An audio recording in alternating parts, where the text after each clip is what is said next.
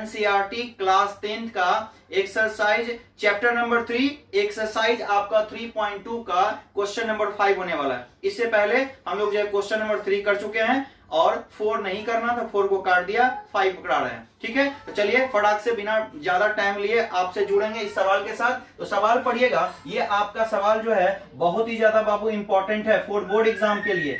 Board exam यानी आने वाले बोर्ड एग्जाम के लिए ये आपका बेस्ट सवाल है और ये सवाल आपको 5 मार्क्स में या 2 मार्क्स में भी देखने को मिल सकता है। चलिए सवाल देखिएगा मुन्ना, कि सवाल क्या दिया हुआ कि एक आयताकार बाग है जिसकी लंबाई चौड़ाई से 4 अधिक है। समझिएगा ध्यान से, एक रेक्टेंगल आयताकार बाग का मतलब क्या होता है बाबू? आयताकार बाग, मान लीजिए एक बाग माने होता है बगीचा, ये आपका आयताकार बाग है। ये आयताकार बाग है जिसको हम लोग क्या कहते हैं? बगीचा कहते हैं। अच्छा, इसकी बाबू आयत के बारे में थोड़ा सा डिटेल करें कि आयत में एक होता है लंबाई और एक होता है चौड़ाई। ये आपको दिख रहा होगा, एक आपका लंबाई है एक चौड़ाई है। अब यहाँ पे कह रहा है कि लास्ट में पढ़िएगा, सवाल में बोला कि इसकी बीमाएं ज्ञात कीजिए। क्या निकालना है? बीमा निकालना है। बीमाएं मतलब होती है भुजा। देखिएगा समझिएगा, बीमा का मतलब क्या होता है मुन्ना? भुजा होता है, यानी हमको इस बाग का भुजा बताना है। भुजा क्या है? तो भुजा क्या हो जाएगा? एक लंबाई होगा एक चौड़ाई होगा। तो हमको क्या करना पड़ेगा? 2 चर वाले रैखिक समीकरण पढ़ रहे हैं, 2 चर होता है यानी 2 वेरिएबल होता है, एक को x और दूसरे वाले को y मानना पड़ेगा। एक को x मानेंगे, मान लीजिए कि मानेंगे कि आयताकार बाग की जो लंबाई जो x है और चौड़ाई क्या हो जाएगा? y हो जाएगा। तो देखिएगा हम यहाँ पे लेंथ को क्या कर रहे हैं? लेंथ बराबर दे दे रहे हैं x मीटर, क्योंकि सवाल में मीटर में सवाल, ठीक है। ये 4 मीटर जो है ये मीटर में सवाल दिया हुआ है, तो 4 मीटर कर देंगे, 36 मीटर कर देंगे। ये लंबाई हो जाएगा x और बाबू चौड़ाई हो जाएगा y मीटर। तो हमने यहाँ पे थोड़ा सा क्या करेंगे? सॉल्यूशन करना है।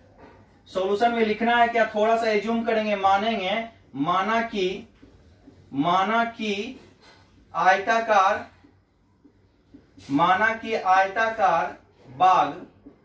बाग माने बगीचा की लंबाई जो है, देखो लंबाई शॉर्टकट में लिख दिए, लंबाई जो है x मीटर तथा चौड़ाई जो है y मीटर है। हमने मान लिया।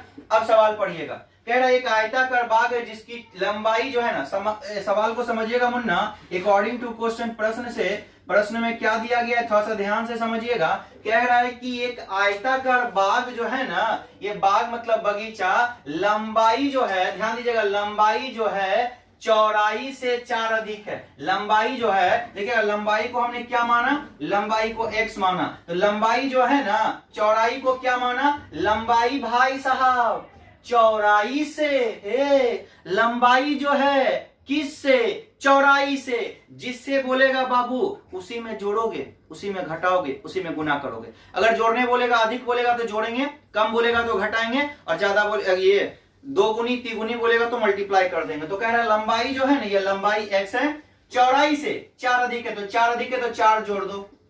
अब आ जाओ, x y को बाबू एक तरफ ले आइए, x माइनस वाई बराबर क्या हो गया? 4 हो गया। ये आपका हो गया समीकरण 1। समीकरण 1 हो गया। दूसरा वाला बात पढ़ेंगे। दूसरा मुन्ना कह रहा है इस बाग का जो अर्ध परिमाप जो है, अर्ध परिमाप इस बगीचा का जो है अर्ध परिमाप दिया है 36। आ जाओ थोड़ा सा हम लोग बात करेंगे कि इसका जो है परिमाप क्या होता है। अगर आयत का परिमाप का बात करेंगे बाबू, आयत का परिमाप जो होता है ये आपका होता है, सबको जोड़ देते हैं। परिमाप का मतलब क्या होता है? सरकमफ्रेंस। ये कैसे कैसे ये जा रहा है, ये लाइन, इसी को हम लोग जोड़ते हैं। इसमें देखिएगा 2 ठो लंबाई है। ये आयत में क्या होता है बाबू? आमने सामने की भुजा बराबर होती है, यानी ये वाला भुजा इसके बराबर, ये वाली भुजा इसके बराबर। इसमें 2 लंबाई होता है, 2 चौड़ाई होता है, तो इसका परिमाप हो जाता है 2 × L + B। अब बोलेगा अर्ध परिमाप, तो बाबू अर्ध परिमाप का मतलब होता है आधा। तो पूरा परिमाप को अगर हम 2 से भाग दे देंगे तो ये आधा हो जाएगा। तो क्या करेंगे? सवाल में दिया है, सवाल में क्या दिया लिखते हैं पुनः,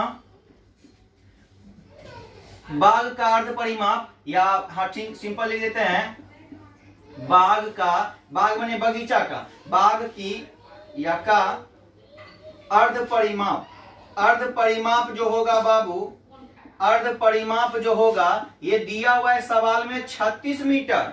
अब देखो बाग माने आयताकार बाग का, तो आयताकार बाग का जो है परिमाप क्या होता है? 2 इंटू लंबाई, तो लंबाई को हम x माने हैं, चौड़ाई को y माने हैं, और बराबर में दिया हुआ है 36। लेकिन ये परिमाप का फॉर्मूला हो गया, अर्ध परिमाप सवाल में दिया हुआ है तो 2 से भाग कर देंगे। अर्ध माने होता है आधा, आधा का मतलब होता है उसको 2 से डिवाइड कर दीजिए, तो 2 से डिवाइड कर देंगे बाबू, तो देखो ये 2 से 2 कट जाएगा, तो समीकरण बनेगा x प्लस वाई बराबर 36। ये आपका हो जाएगा इक्वेशन 2। अच्छे से फटाक से क्या करो, इसका स्क्रीनशॉट ले लो, मैं हट जा रहा हूं, स्क्रीनशॉट लो, इसके बाद इसका आगे का सॉल्यूशन करेंगे। के लिए क्या करेंगे, साइन अपोजिट होना चाहिए, साइन अपोजिट होना चाहिए। देखो प्लस प्लस कभी भी नहीं कटेगा, कभी भी नहीं कटेगा, माइनस माइनस कभी भी नहीं कटेगा।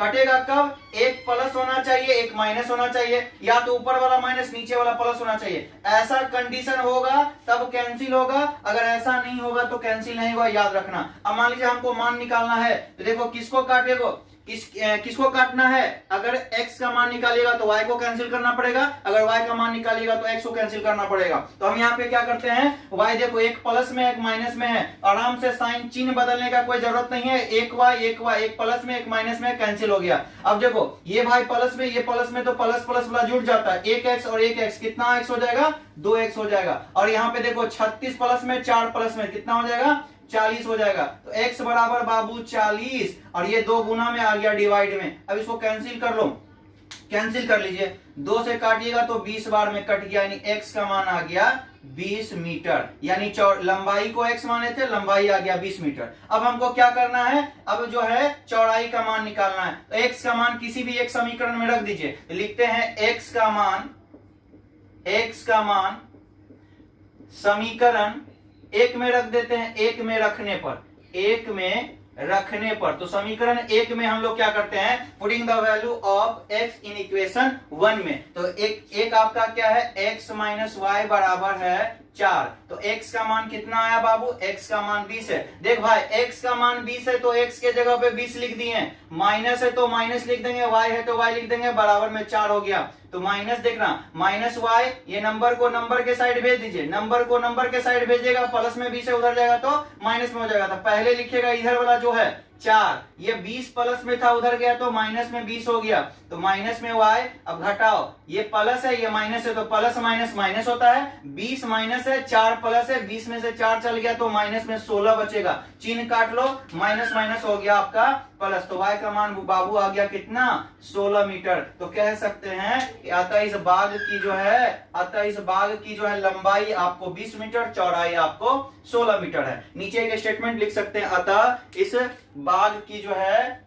लंबाई 20 मीटर तथा चौड़ाई 16 मीटर होगी। ठीक है, ये वाला क्वेश्चन आपका कंप्लीट हो गया। फिर चलिए, तो अगला सवाल आपके सामने ये रहा स्क्रीन पर, देखिए बाबू, क्वेश्चन नंबर 6, एक्सरसाइज आपका 3.2 है, अभी किया था क्वेश्चन नंबर 5, ये आपका क्वेश्चन नंबर 6 है। क्या रहा है सवाल में, एक रैखिक समीकरण दिया हुआ है बाबू, एक रैखिक समीकरण आपका यहाँ पे देखने को मिल रहा है कि 2x प्लस 3y माइनस 8 बराबर 0 दी गई है, और कह रहे हैं 2 चर में एक ऐसी और समीकरण आप बना के लिखिए जो नीचे जो दिया गया ज्यामितीय निरूपण करे, यानी जो ज्यामितीय जिसका ग्राफ बनता है उसको निरूपित करे। जैसे कि करना क्या है कि ग्राफ पहला क्या है, ग्राफ क्या हो, प्रतिच्छेदी हो, ग्राफ क्या करे आपका इंटरसेक्ट हो, एक ऐसा एग्जाम्पल बताना है जिसका ग्राफ आपका इंटरसेक्ट करे यानी प्रतिच्छेद हो। दूसरा एक ऐसा इक्वेशन बताना है जिसके लिए ग्राफ समांतर हो यानी पैरेलल हो, और तीसरा जो है एक ऐसा इक्वेशन बताना है इसके साथ अटैच करके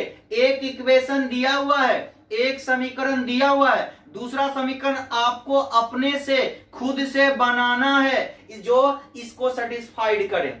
अब जो है प्रतिच्छेदी के लिए कैसा कंडीशन होता है, समांतर के लिए कंडीशन क्या होता है, और संपाती के लिए कंडीशन यानी शर्त क्या होता है, ये आपको पता होनी चाहिए, तभी आपको बनेगा। इससे पहले वाली वीडियो में वो सारी चीजें अच्छे से पढ़ा चुके हैं, अगर नहीं देखे हैं तो देख लीजिएगा, और नहीं तो इस वीडियो के डिस्क्रिप्शन में लिंक आपको पिछले वाले वीडियो का मिल जाएगा, देख लीजिएगा जरूर। चलिए, तो आपका एक इक्वेशन तो दिया हुआ है मुन्ना, एक इक्वेशन है 2x प्लस 3y माइनस 8 बराबर 0। देखिए पहला कह रहा है कि ग्राफ कैसा होना चाहिए बाबू, ग्राफ प्रतिच्छेदी होना चाहिए। तो ग्राफ प्रतिच्छेदी होने के लिए देखो इसका कंडीशन हम बगल में लिख रहे हैं, प्राप्त प्रतिच्छेदी होने के लिए कंडीशन हमारा a1 बटा a2 और नॉट इक्वल टू b1 बटा b2 होना चाहिए, यानी पहला वाला और दूसरा वाला कभी भी बराबर नहीं होता है, उसी का ग्राफ प्रतिच्छेदी होता है। जी हाँ, अब क्या करें, तीसरा वाला सर, तीसरा वाला बराबर कर लो या नहीं करो, डजंट मैटर, मैटर नहीं करता है, तीसरा वाला बराबर हो या नहीं हो, बस पहला दूसरा क्या होता है कंडीशन में, पहला और दूसरा बराबर नहीं होना चाहिए, एक हल के लिए यही बात है। और तीसरा वाला बात इससे अटैच कर दीजिए, चाहे बराबर हो या ना हो। अब एक समीकरण तो आपको दिया हुआ है, दिख रहा है, ये आपका 2x प्लस 3y माइनस 8 बराबर 0। दूसरा समीकरण आपको खुद से बनाना है, जो कि पहला और दूसरा बराबर नहीं होना चाहिए, ऐसा मान रख सोच के बनाइए जो पहला a1 बटा a2 b1 बटा b2 के बराबर नहीं होना चाहिए। देखो यहाँ 2 है तो हम इसको क्या मान लेते हैं, 3 मान लेते हो, 3x। यहाँ पे 3 है, इसको आप 4 मान लीजिए, बराबर नहीं होना चाहिए। बराबर मेन मकसद है कि हमको बराबर नहीं करना है। देखो ये 2 है, 3 है, इसका करेंगे a1 बटा a2 करेंगे 2 बटा 3 हो जाएगा।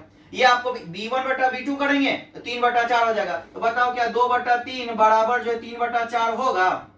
नहीं होगा, इसीलिए इसका मान अलग रखें। बस क्या हमारा सोच क्या है कि बराबर नहीं करना, ऐसा मान रखना है जो बराबर नहीं हो। तो 2 यहाँ 3 कर दिए, यहाँ 3 था तो यहाँ 4 कर दिए। जब a1 बटा a2 का मान निकालेंगे तो 2 बटा 3 हो जाएगा, a1 बटा a2, ये आपका b1 बटा b2, तो b1 का मान हो गया 3, b2 का मान हो गया 4, तो ये दोनों बराबर नहीं होगा। और तीसरा वाला कोई मतलब नहीं है, तीसरा वाला जो आपको रखना है रख लीजिए, बराबर हो या ना हो उससे कोई मतलब नहीं। आप बराबर भी कर सकते हो या आप बराबर नहीं भी कर सकते हो, कोई मैटर नहीं करता। ये आपका इक्वेशन जो है सेटिस्फाइड कर देगा, तो आपका जो है पहला का आंसर जो हो जाएगा ये वाला इक्वेशन हो सकता है। क्लियर हो गया? आप वैल्यू निकाल के देख लो, दोनों बराबर नहीं है। देखोगे तो यहाँ पे a1 बटा a2 का मान हो जाएगा 2 बटा 3, नॉट इक्वल टू होगा 3 बटा 4, 3 बटा 4, और नॉट इक्वल टू होगा आपका -8 बटा -9, ये माइनस माइनस प्लस हो जाएगा। तो तीसरा वाला कंडीशन आपका बराबर करे या ना करे उससे मैटर नहीं करता है, या बराबर कर भी दीजिएगा तो कोई बात नहीं है,